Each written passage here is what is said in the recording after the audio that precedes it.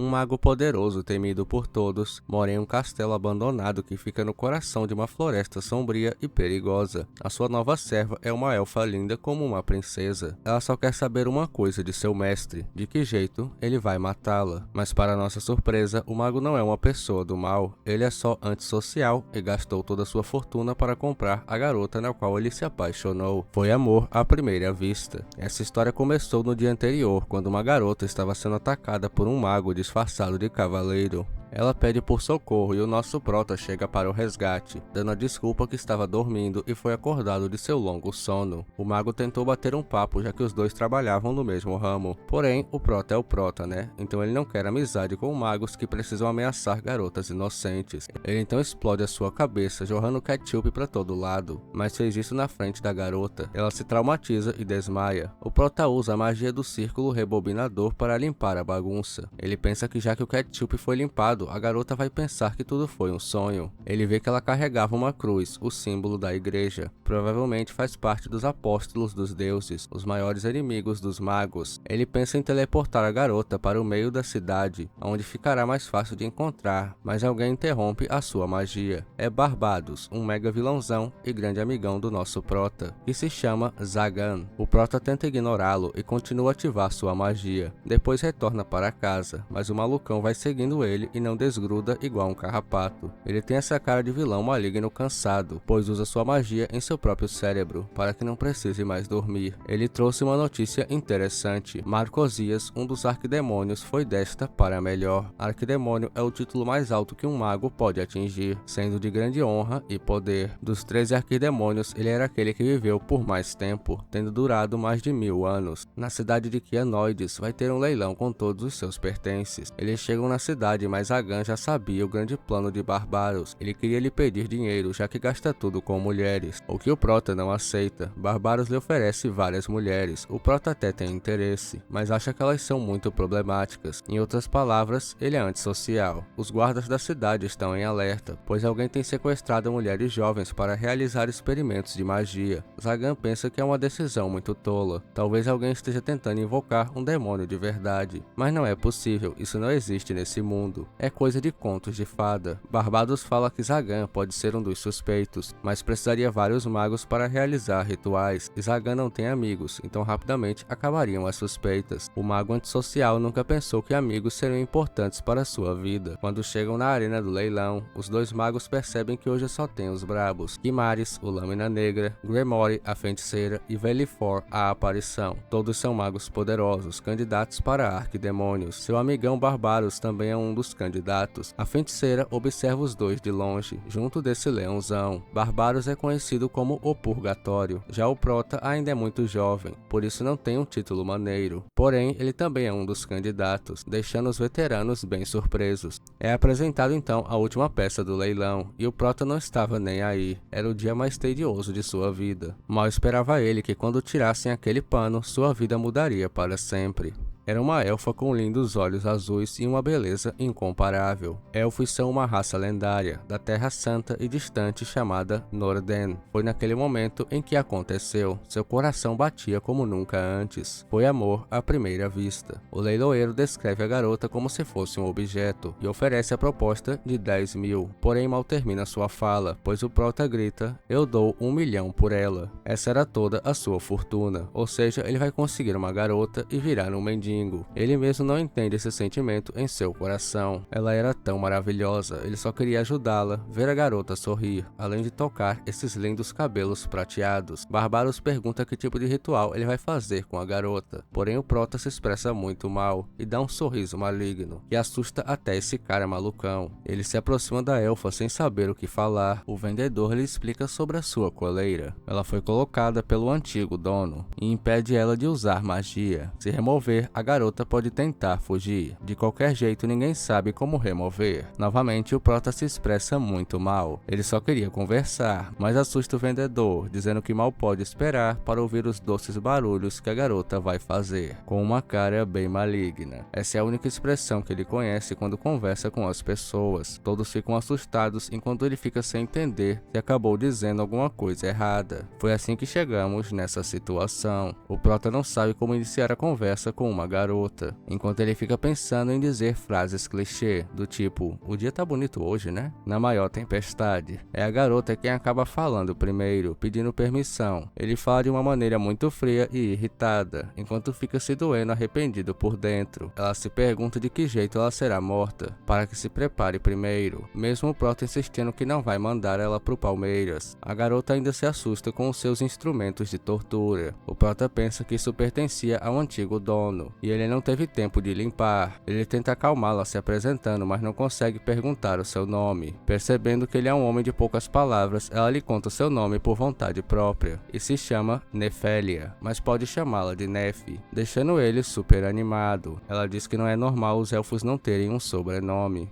Porém, ela é diferente, pois nasceu como uma criança amaldiçoada. Ela pergunta por qual motivo o mago a comprou, mas ele não quer parecer um pervertido. A garota não pode saber que ele se apaixonou por ela em um leilão e gastou toda a sua fortuna. E fica super nervoso com a ideia de morarem juntos, porém tenta manter a compostura, pedindo que ela escolha o seu quarto. Ela pensa que ele está lhe oferecendo o local de sua morte, só que ele diz que não, ninguém vai morrer aqui. Para com essa história. Ele percebe que tipo de vida a garota deve ter tido, sendo obrigada a fazer várias coisas terríveis, sendo feita de cobaia e quase como um sacrifício, um tipo de tortura mental. Ela não parece querer falar sobre essa história de criança amaldiçoada, porém não deve ter um local para retornar, igual a ele. Ele não tem um sobrenome e nem sabe quem foram os seus pais. Ele esqueceu de muita coisa. Ele só se lembra de viver roubando ou comendo do lixo, e alguém chamando ele de Zagan. Os dois eram muito parecidos. Ele só diz que precisa da garota, então chega desse papo de morrer. Agora ela deve viver por ele e para ele. Ela aceita. A garota usava um salto alto azul bem bonito e acaba tropeçando enquanto subia as escadas do castelo, mas o Prota segura igual um príncipe encantado. Sem perceber, continuou subindo enquanto segurava suas mãos. Seria estranho soltar, então ele teve que aguentar o calor. Ele chega ao que seria o seu quarto, só que tinha uma guilhotina dentro. Ela se oferece, pois seu mestre deve fazer o que desejar.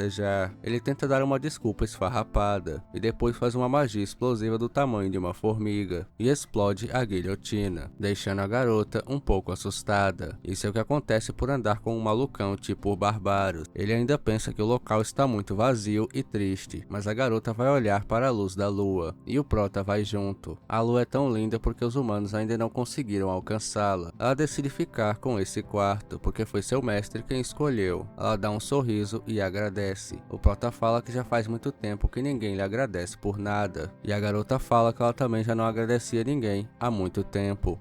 Com certeza, esses dois foram feitos um para o outro. No dia seguinte, o Prota não conseguia dormir direito, pois o quarto estava uma bagunça, então a garota dormiu ao lado de seu trono. Quando ela acorda, ela diz bom dia. Fica então um silêncio constrangedor, pois Zagan não sabia nem como cumprimentar uma pessoa. Ele fica pensando como se tornou um ser humano tão patético, e eu fico surpreso que ele ainda seja um ser humano. Eu achava que ele ia ser o rei demônio e não um mago. Enquanto come carne seca com leite no café da manhã, Nefe diz que é estranho seu mestre estar comendo isso. É um tipo de ração dada somente para os escravos. Ele sente seu olhar de longe, mas não parecia zangada, e sim preocupada, mas logo muda para um olhar de pena. Se ela não fizesse alguma coisa, esse cara ia morrer de fome. Ninguém tinha avisado para ele que isso não era comida, pois passou o resto da vida comendo carne seca e pão mofado. Ele fala em voz alta sem perceber que adoraria ver o que as pessoas normais comem. Ela então se oferece para cozinhar, dando um susto em Zagan. Nem mesmo em suas maiores magias ele teria pensado nisso. A garota na qual ele estava apaixonado lhe faria uma deliciosa comida caseira. A primeira missão do dia foi decidida. É hora de fazer compras. Eles encontram um cocheiro imitando o gato de botas. Aí o Prota se lembra que ficou quebrado, gastando toda sua fortuna na garota. Eles tiveram que ir a pé, enquanto ele pensava como poderia ganhar mais dinheiro. Se ele roubasse o gatinho, assustaria a garota. E pensa em abrir uma lanchonete com Nefe, o que eu acho que não vai acontecer, mas eu adoraria ver isso. Parece muito fofo. O gato então é atacado por bandidos. A garota está assustada. O Prota pensa que foi desse jeito que ela foi sequestrada. O Prota então decide dar um jeito nisso. Choque do trovão! E pede que Nefe fique atrás dele. Um bodybuilder avança com um machado, mas o mago segura e quebra o machado segurado com as mãos. Com um peteleco, ele manda o homem musculoso voando. Os bandidos chamam o seu próprio mago. Ele usa um círculo das chamas, porém o prota cancela e toma controle de seu círculo, finalizando ele com o choque do trovão. A garota ficou bastante surpresa, enquanto as pessoas agradeciam ele pela ajuda. O gato de botas até lhe entrega uma recompensa em dinheiro. Sagan se assusta com a bondade das pessoas. Já tinha salvado pessoas antes disso, mas nunca foi tão bem agradecido. Ele percebe que não tiveram medo dele porque a garota estava junto. Ela pergunta por que salvou aquelas pessoas. Ele pensa que essa será a chance de impressioná-la com suas palavras heróicas e bondosas, mas acaba dizendo que foi para colocar aqueles lixos em seu lugar da sociedade, pensando por que só saem coisas antissociais da sua boca. A garota deu um sorriso. Nem me pergunte se vilãozões são o tipo dela, senão esse cara deu uma sorte. Na hora de fazer compras, ele se pergunta que tipo de coisas uma garota precisa, e pensa no mais óbvio, roupas, é claro. Eles encontram a atendente Manuela, a garota passarinho que se incomoda com a presença de um mago dentro de sua loja. Ela rapidamente nota a garota e olha principalmente para sua coleira. Eles escolhem o estilo empregada com botas de cura que acabam com o cansaço. Na saída, Manuela fala no ouvido de Nef: ainda bem que você tem um mestre que cuida bem de você. Nef fica surpresa com essas palavras. Eles vão até o 7 Anão. Zagan quer dar um jeito de tirar a coleira da garota, mesmo que tenha o risco dela fugir. Essa era a marca do seu antigo dono, por isso deve ser desfeita. O anão fala que deve ter uma armadilha na coleira. Se não usar a chave original, a garota pode perder a cabeça. Zagan pensa que deve estar na mansão do Marcosias. Mesmo assim, Zagan lhe paga pela informação. Porém, o anão não pode aceitar. Já faz um ano, porém o mago havia salvado ele e a sua filha. Eles acabaram fugindo com medo sem agradecer e pede perdão. Ele diz que nunca vai esquecer. Ao sair, o prota fala que as pessoas estão tão amigáveis que ele está ficando assustado e pensa que toda essa diferença é por causa de Nef, mas o anão nos revela que não é esse o motivo. Antes, a sua cara era assustadora, porém agora, depois de se apaixonar, seu rosto se tornou gentil na maioria dos casos. Somente ele ainda não percebeu isso. Eles vão chegar tarde e ele não quer obrigar a garota a cozinhar, então leva ela para um restaurante para comer comida brasileira. Nef pergunta se ele realmente pretende tirar a sua coleira, sabendo que ela pode tentar fugir. Ele quer dizer algo gentil, tipo, não importa as consequências, eu quero te ver livre. Porém, não consegue. A garota sorri, pois está se acostumando com o seu jeito. A garota fica olhando para a comida, pois parece muito boa. Ela nunca comeu algo assim em toda a sua vida. Zagan finalmente entende o que viu na garota. Ela era igual a ele. Quando não tinha poderes, sobrevivia de todo jeito, sonhando com um mundo que não poderia alcançar. Ela vai comer e acaba passando vergonha, pois não sabe usar o garfo, ficando toda vermelha. Então resolve usar a colher. Chega a hora do prota comer, porém acontece a mesma coisa. Ele nunca havia usado um garfo na vida. Não tem jeito, esses dois foram feitos um para o outro. No começo do episódio, ele falou que só comeu carne seca desde criança. A garota então oferece a sua colher. Além de dar comida na boca, ele ainda comeria da colher que ela usou. Ou seja, o clichê do beijo indireto, Kansetsu Kisso. Ou quase isso, porque ele comeu. Aí já foi um avanço. Pensou que aqui era romance escolar, né? Hoje não. Os dois ficam envergonhados. Como o mestre nunca lhe dá ordens, ela pede permissão para sempre fazer coisas que sejam do seu agrado. E é claro, né, que ele permite. Aí ele gostou, a mulher teve que dar o primeiro passo, só que ele já usa sua carta virada para baixo. É a minha vez de dar comida na boca. Mano, que cena fofa. O restaurante ficou olhando essa fofura parecendo um casal. Espero que até o final da temporada eles sejam o casal mais fofo da cidade. No dia seguinte, a garota que o prota salvou no primeiro episódio se lembra de tudo o que aconteceu. Não foi um sonho. Um mago realmente havia salvado. Ela estava em busca do mago suspeito e sequestrador que atacava mulheres jovens. Mas no caminho de volta, seus cavaleiros angélicos foram atacados. Foi quando Zagan chegou. Ela diz que seus olhos eram assustadores, mas também muito solitários. Chega o Vossa Eminência, Clevewell, também conhecido como vilãozão. Ele diz que o mago Zagan, o nosso prota, estaria por trás desses sequestros, mas a garota duvida. Clevewell então fala que não importa se for verdade ou não. Ele é um mago e todos os magos são maus e devem ser exterminados, enfrentar o julgamento sagrado. A garota então se oferece para isso, o que o vilãozão adorou saber. Isso foi música para seus ouvidos. Ela é Shastili Lyukvist, a donzela da espada sagrada e capitã dos cavaleiros angélicos. Muito obrigado a você, a pessoa especial que acompanhou esse vídeo até o final. Deixe o like se você gostou e se inscreva para acompanhar os próximos vídeos. Dá uma olhada nesses outros vídeos se você achar interessante. Esse vídeo vai ficando por aqui, vejo você no próximo e bom anime pra você.